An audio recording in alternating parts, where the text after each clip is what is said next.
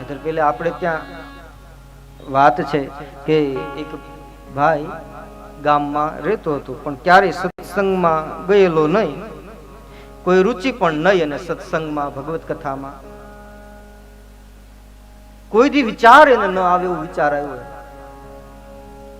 ગામની બારું એક કોઈ સંતની એક મઢી હતી, આશ્રમ હતો, એમના શરણે ગયો. ગુરુ પૂર્ણિમાનો દિવસ, અને એ સંતના ચરણમાં પડીને વંદન કર્યા. પેલા ગુરુજી તો ડરી ગયા કે આ કોઈ દિવસ આવે નહીં, આ કોઈ દિવસ નમે નહીં, આ જગતને નમાવનારો આજ મને નમે, નક્કી કે અનર્થ થવાનું.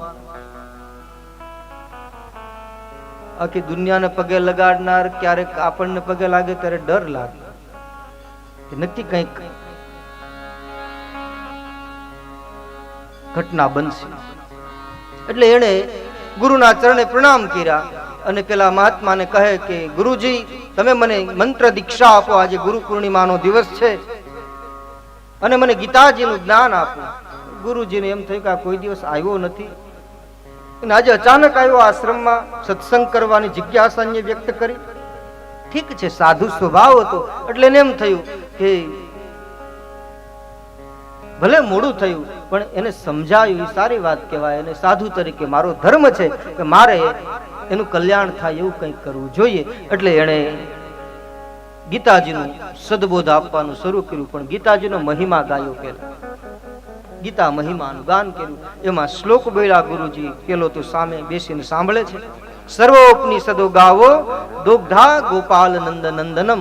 આ દોગ્ધા શબ્દ આવ્યો ને ત્યાં સમજો સમજનાર દો ગધા, એ દો ગધા સમજો. કલાક, 2 કલાક, 2.5 કલાક સત્સંગ ચાલ્યો. સત્સંગ પૂરો થયો પછી ગુરુના ચરણમાં પડીને વંદન કર્યા કે વાહ ગુરુજી વાહ, હું ધન્ય થઈ ગયો, તમે મને ગીતાજીનું જ્ઞાન આપ્યું, ગીતાજીનો મહિમા સમજાયો. પણ એક વાત ગુરુજી સમજાણી નહીં. ગુરુજી કઈ બેટા? તો કહે તમે 2 ગધા કીધા, એ કયા? ગુરુજી વિચારમાં પડ્યા. આ ગીતાજીનો મહિમા, એમાં આ ગધા આવ્યા ક્યાંથી? એ સમજો એવું કે સર્વ ઉપનિષદો રૂપી ગાયોનું દોહન કરી અને ભગવાન કૃષ્ણ અર્જુનને ગીતા રૂપી અમૃત પાય છે. આનો અર્થ આવો થાય, સર્વ ઉપનિષદો ગાવો દોગ્ધા ગોપાલ નંદનંદન. તો આ સમજો 2 ગધા.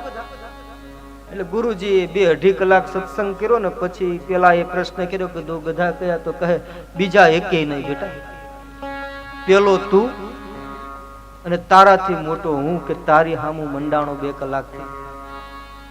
આવા અર્થો સમજે ને તો શિષ્યનો દોષ છે. સમજનારની બહુ જ મોટી જવાબદારી છે. રામચરિતમાનસ કહે છે કે તે શ્રોતા વક્તા સમશીલા સમદર્શી જાનહી હરિલીલા.